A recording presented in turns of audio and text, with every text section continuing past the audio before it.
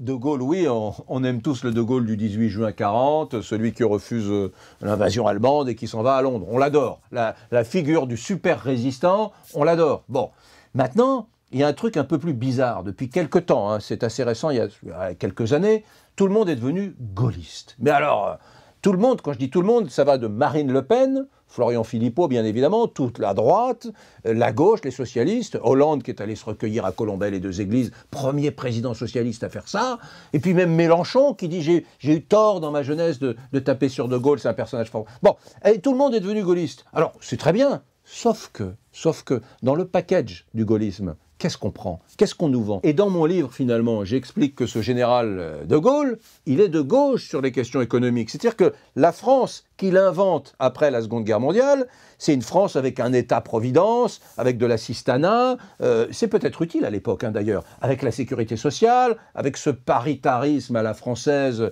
qui donne une place démesurée aux syndicats. Bref, il est pour l'économie dirigée.